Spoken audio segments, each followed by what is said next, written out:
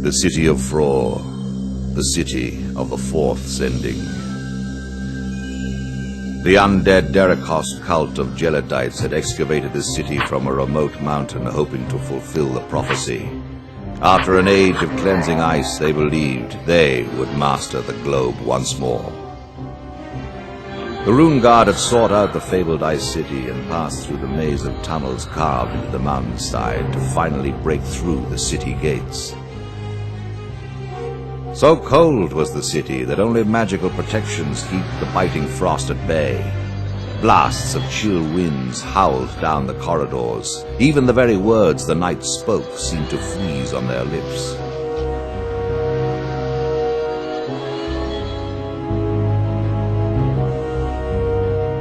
The Geladites were guarded by huge golems made of ice.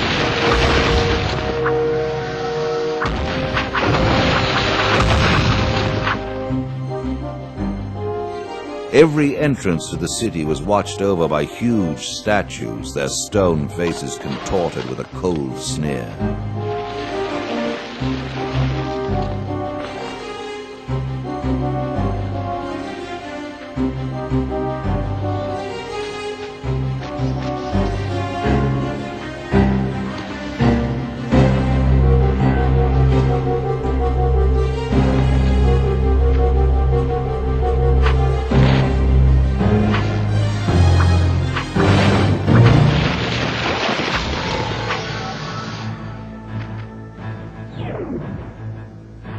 The Geladites had succeeded in recapturing the stark majesty of the Ice Throne of old.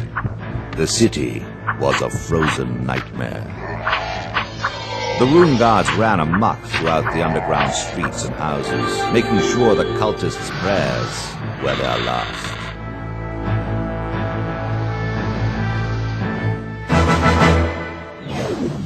The prophecy of the fourth sending was writ large in the eldritch symbols of forbidden gods, the witch words of the Falatakot.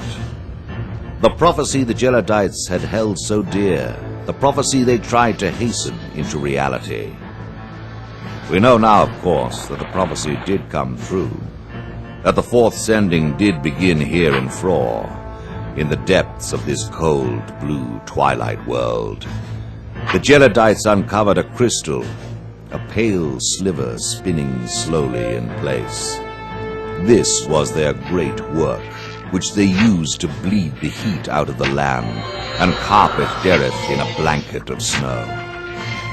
The Geladites thought they would cleanse the world with ice and take their rightful throne, but they had misinterpreted the words of the prophecy.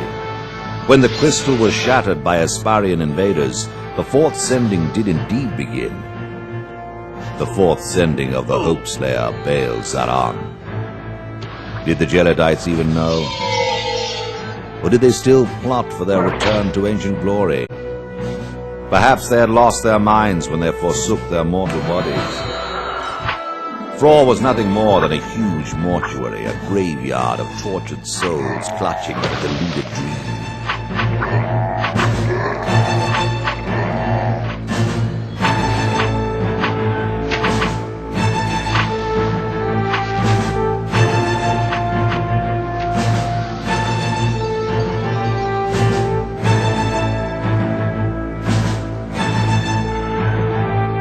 But there were still prizes within. The Rune Guard had come in search of the Geladites' treasures, not their superstitious babble.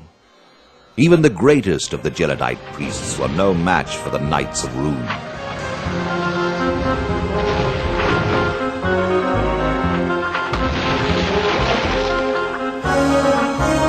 The Geladite coffers were protected by beams of intense cold, but they were soon negated.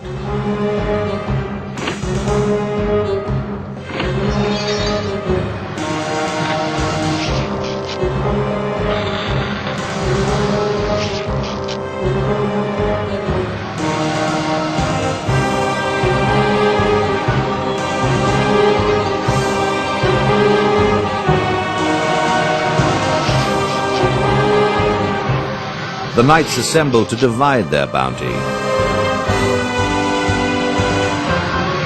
Frore taking the robe of the Derikost. Tarrant, the frost hammer of Frore, and Sigil, the magnificent ice hewn.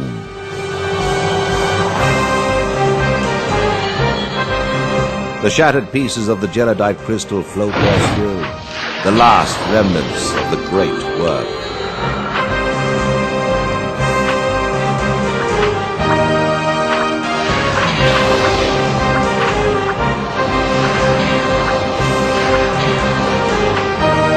But leave them be, and let Frore remain lost.